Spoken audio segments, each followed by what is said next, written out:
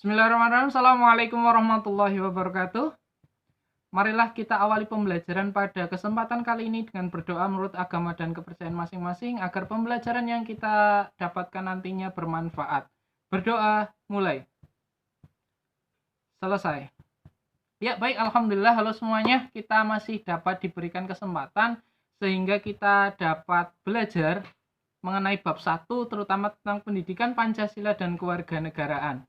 Untuk minggu lalu kita sudah melaksanakan perkenalan dan juga kita sudah membagi terkait dengan apa yang harus kalian pelajari, apa yang harus kalian lakukan selama 1 semester ini. Baik, langsung saja karena tadi sebelum pembelajaran saya juga sudah meminta kalian untuk melaksanakan kegiatan membaca terlebih dahulu modul. Sudah dibaca pastinya kan? Alhamdulillah sudah semuanya karena anak SMK 1 Cilacap pastilah anak-anak yang rajin semuanya. Ya, kita awali dengan bab 1. Ya, bab 1 dari Pendidikan Pancasila dan Kewarganegaraan semester ini mengambil tema nilai-nilai Pancasila dalam kerangka praktik penyelenggaraan pemerintahan negara. Ya. Kemudian, anak-anak semuanya, sebelum saya masuk ke materi, kita mulai dari apa itu kekuasaan terlebih dahulu. Karena nanti di dalam materi kita akan banyak membahas terkait dengan kekuasaan. Ya. Pada hakikatnya kekuasaan adalah suatu bentuk kemampuan yang dimiliki seseorang untuk mempengaruhi orang lain, supaya orang lain itu mengikuti apa yang kita kehendaki. Kekuasaan itu ada banyak, di lingkungan keluarga kalian ada, di lingkungan sekolah ada, di lingkungan bangsa dan negara pun ada. Ya, itu. Dan juga kekuasaan di negara kita itu tentunya memiliki tujuan. Tujuan dari kekuasaan di negara kita tertuang di dalam pembukaan Undang-Undang Dasar tahun 1945, terutama alinea keempat. Di situ terdapat 4 tujuan negara yang harusnya kalian juga sudah tahu. Yang pertama adalah melindungi segenap bangsa Indonesia dan seluruh tumpah darah Indonesia. Yang kedua, memajukan kesejahteraan umum. Yang ketiga, mencerdaskan kehidupan bangsa. Dan yang terakhir, ikut serta dalam melaksanakan ketertiban dunia. Itu tujuan dari kekuasaan negara kesatuan Republik Indonesia. Berikutnya untuk para ahli gini, jadi ada 2 ahli yang membagi kekuasaan menjadi beberapa bagian.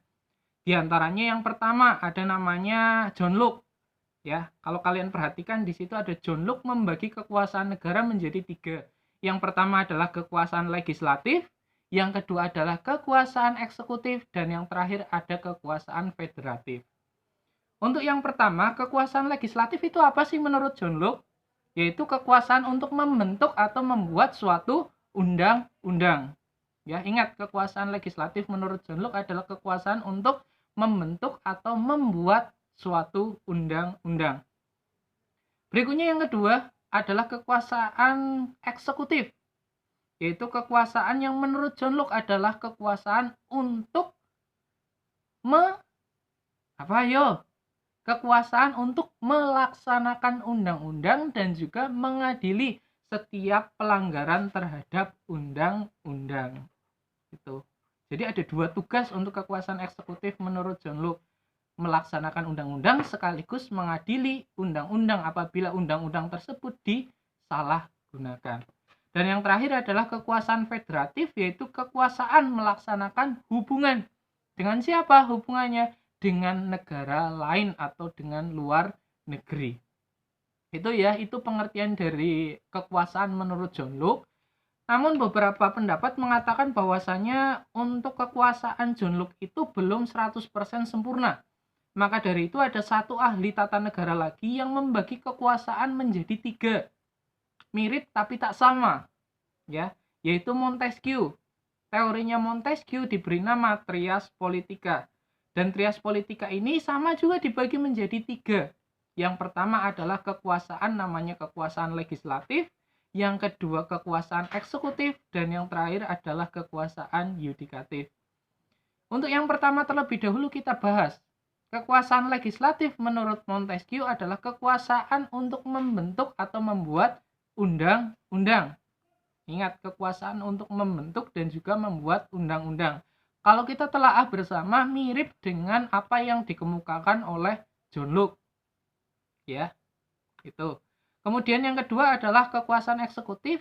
Lah ini bedanya mulai di sini sudah agak berbeda.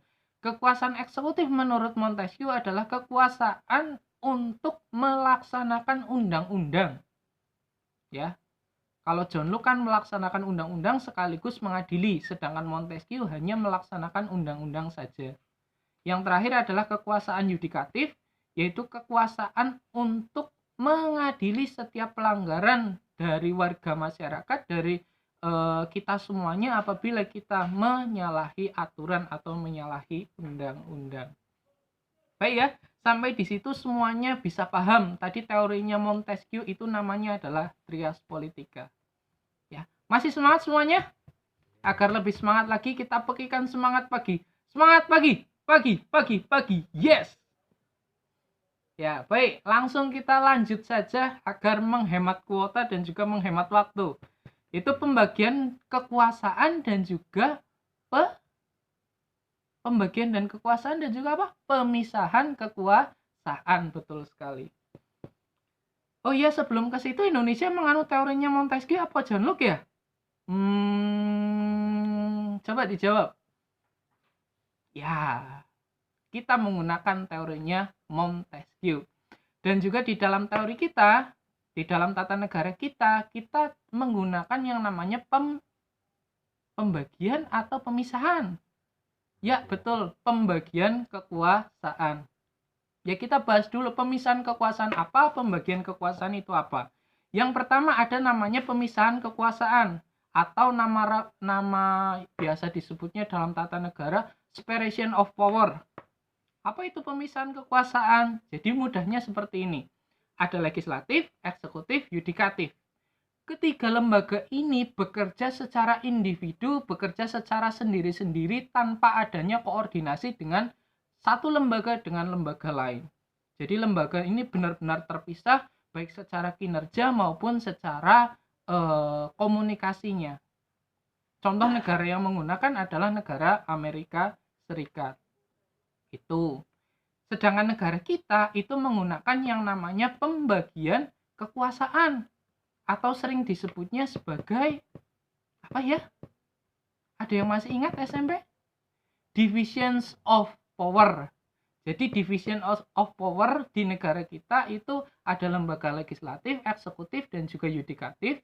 Ketiganya memang bekerja sendiri-sendiri, namun masih ada garis koordinasi dan masih ada saling membantu serta saling mengawasi.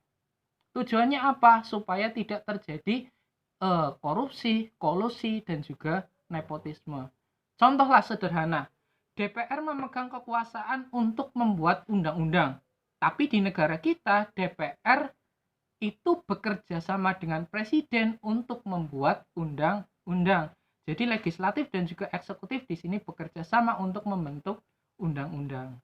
Ya, makanya kita menggunakan pembagian kekuasaan. Oke, dilanjutkan. Pembagian kekuasaan di Indonesia itu dibagi lagi menjadi dua. Yang pertama adalah pembagian kekuasaan secara horizontal, ya, horizontal. Yang kedua adalah pembagian kekuasaan secara vertikal. Horizontal itu pembagian kekuasaan secara fungsinya, sedangkan vertikal adalah pembagian kekuasaan menurut tingkatannya, betul. Ya, kita bahas dulu pembagian kekuasaan secara horizontal, yaitu pembagian kekuasaan menurut fungsinya. Kalau di buku kalian, kalau di fotokopian yang kemarin saya minta, kalau tidak salah ada 6 pembagian kekuasaan secara horizontal. Yang pertama adalah kekuasaan konstitutif, yaitu kekuasaan untuk mengubah dan juga menetapkan Undang-Undang Dasar tahun 1945. Untuk ketentuan ini, untuk kekuasaan ini dipegang langsung oleh Majelis Permusyawaratan Rakyat, seperti yang diamanatkan dalam pasal 3 ayat 1 Undang-Undang Dasar 1945, bahwasanya Majelis Permusyawaratan Rakyat berwenang mengubah dan menetapkan Undang-Undang Dasar, atau sering kita sebut dengan dengan amandemen. Ya. Nama lainnya perubahan Undang-Undang Dasar yaitu amandemen. Kemudian yang kedua ada lembaga namanya kekuasaan eksekutif Apa itu kekuasaan eksekutif? Tadi juga sudah saya sampaikan, kekuasaan untuk melaksanakan undang-undang.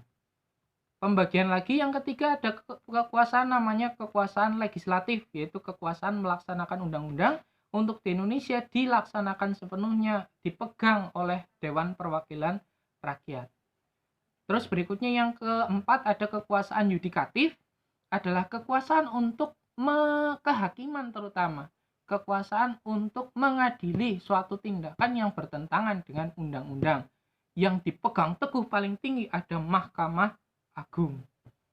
Selain Mahkamah Agung juga di situ ada Mahkamah Konstitusi dan juga Komisi Yudisial.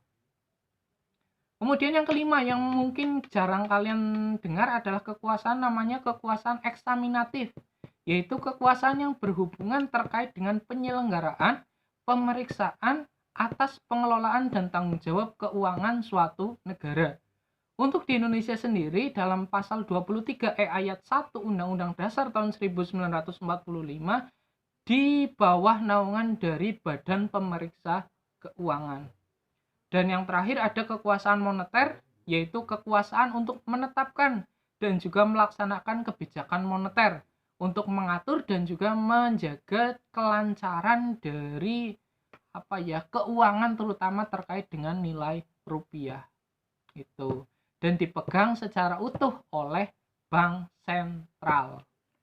Itu ya anak-anak semuanya terkait dengan pembagian kekuasaan secara horizontal. Baik, agar lebih semangat lagi, masih ingat ya Lel jargon SMK Negeri 1 Cilacap? Kita pekikan bersama.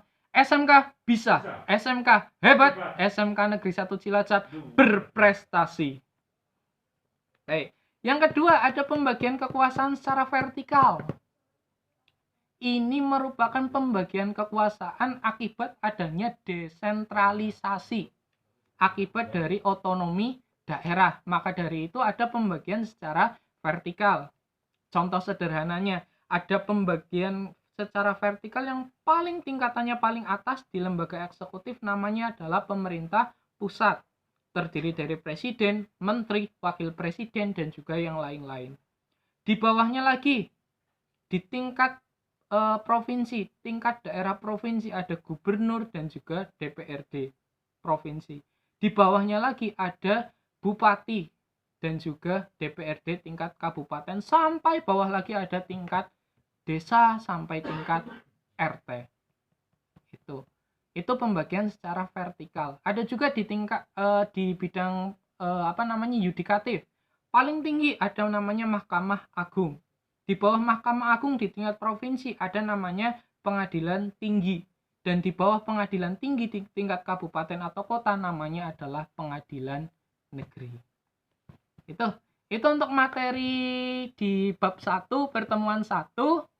Semoga kalian bisa memahami itu semuanya, dan saya yakin 100% anak-anak yang diterima di SMK Negeri 1 Cilacap walaupun belajar di rumah, walaupun melaksanakan kegiatan pembelajaran di rumah, tetap semangat dan juga tetap berprestasi. Oke, saya akhiri, sekian, terima kasih. Sampai jumpa lagi di pertemuan berikutnya di minggu depan. Marilah kita akhiri pembelajaran pada kesempatan hari ini dengan berdoa menurut agama dan juga kepercayaan masing-masing. Berdoa, mulai. Selesai. Wassalamualaikum warahmatullahi wabarakatuh.